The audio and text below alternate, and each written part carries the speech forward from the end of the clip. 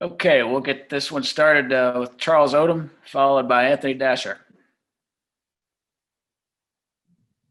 Following up on your return to practice this week, how different has it been adjusting to a practice week without your normal Tuesday practice? I mean, we kind of did have a normal Tuesday practice, it just wasn't on Tuesday. So it hasn't been really too much different. We just had like a little extra day to get our bodies right, a little bit more of a mental day. So you'll be skipping Wednesday instead of Tuesday, I guess. Yeah, we ain't really skip that one either. Okay. Hey, Nakobe, good to see you. I want to ask you about Monty just a little bit. What kind of role he's kind of played this week, kind of getting you guys ready? I'm just curious. He hadn't called a team meeting or anything like that to kind of get you all revved up, has he? I mean, he talked to the team. He addressed the team about how some guys we got to step up. We got to play definitely with guys being out and everything, and basically hitting that midpoint of the season. How we got to start elevating our game. Mm-hmm. Did he? Well, I know you don't want to say exactly what he said, but was this been like the first time he's ever done that type of thing? And what kind of effect do you think that he had with y'all? I mean, he talked to the team readily, not like probably just all the time like he did then, but he often talks to the team, and I mean, of course, he had an effect. Hopefully, he a lot of the young guys knowing they got to step up, and we're gonna need them more this season than they probably thought we would. Thanks, man. Okay, let's go to Seth Emerson, followed by Jake Rowe. Nakobe, how does Florida's offense try to make a defense defend the whole field, and how does that make it kind of a unique challenge for? Yeah, Florida got playmakers, all over the field at every position. I feel like we just gotta really kind of focus on us. I mean, we focus on us, and everybody do their 111, their job. And I feel like, and we just go out there with practice with a purpose every day. I feel like we'll be okay. We'll be good, great. Jacoby, this defense, last time you guys faced an explosive offense, you kind of gave up some explosive plays. And I know that's a really big emphasis for this defense. How do you limit those? How do you limit those against a team like Florida where there are kind of matchup issues all over the place? And what kind of goes into making sure that you don't let them, get behind you, get through you, all that stuff? I mean, we just got to take care of our job. It just hits back on just doing everybody doing their 111. If everybody having their job and execute to the level that we are expected to execute, and then I feel like we'll be great, we'll be good. Okay, let's go to Mike Griffith, followed by Jillian McIntyre.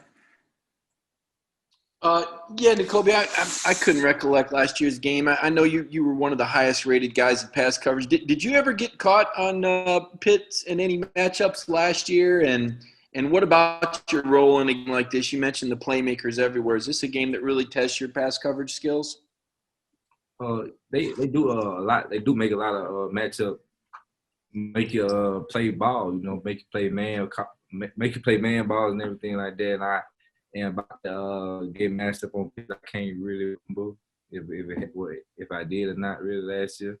So, is that something that I guess I would just ask you? I mean, is that something I don't know that relish is the right word? I mean, he's such a scary first round projected guy. Would that be the sort of challenge? I mean, I'm sure that wouldn't be the game plan, but like you said, they do a lot of motions and shifts. I mean, what would you think about trying to cover a guy like that? And what would be the key to covering a guy like that?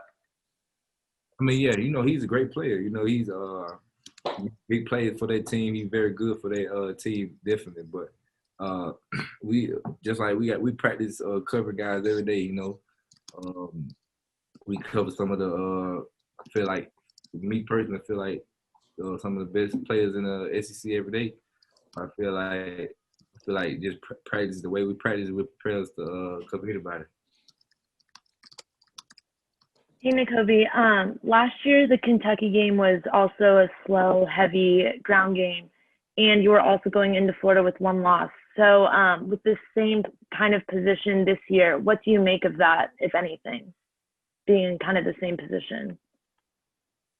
I feel like just like we do every week, we just go out and prepare for each team. Prepare for their game plan. Coach got a great game plan for us. We just gotta continue to practice, learn it, get extra film in and everything like that, and keep working. And I feel like practice and everything will prepare us for this game. Okay, let's go to Chip Towers, followed by Palmer Tomes. Yeah, Nakobe, not to beat the tight end thing to death, but you're a linebacker. Linebackers often cover tight ends. Tight ends are are very often huge, and Kyle Pitts is particularly huge and particularly fast. You're good at it. You're a cover guy at linebacker. How do you handle that? You're not 6'6", so just what is kind of the secret to being able to do your job? I mean, basically just regular man technique. Basically, just being aggressive. We got to be aggressive, hands-on type of coverage. Stuff like that. And basically, just the way the coach has been teaching us since I got here, how to play the man-to-man technique. The only thing I can rely on my technique and everything else like that. I'm going to ask more about Kyle Pitts. With that being the case and him being such an emphasis this week, who is someone that does replicate that on the scout team? How is that something that the scout team can replicate? And is that a situation where y'all might be practicing more against, y'all's ones and Darnell Washington and a big guy like that than, say the guys who would normally run scout team? I mean, we got some. It's not one specific guy who they got replicated. But we got a lot of multiple guys that we got basically replicated, just doing the type of routes he do. We just basically with that we just covering using the game plan the coaches gave us. Do any of those guys on scout team specifically come to mind this week? Specifically come to mind? Oh, there's a few. I mean, there's a few. Nobody specifically comes to mind, but definitely a few guys who are basically the same probably the same tight end that we got every week for when we practice for scout team. Okay, we got time for two more. Let's go to Lance McCurley, followed by Brandon Sudge. Hey, Nakobe, do you guys ever get contacted by, former players to tell you just how, big this game is, not just this season or this Saturday, but, just the Florida game, the annual rivalry game in Jacksonville every year, just in general?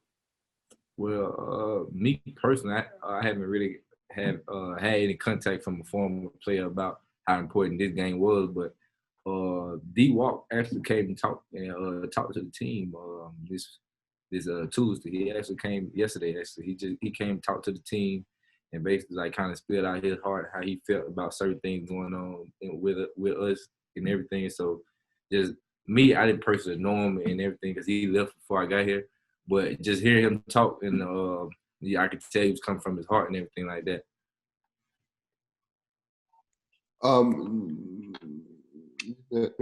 Kobe, so in terms of Richard and his injury, so as a younger guy and somebody who has gotten advice from Richard, he's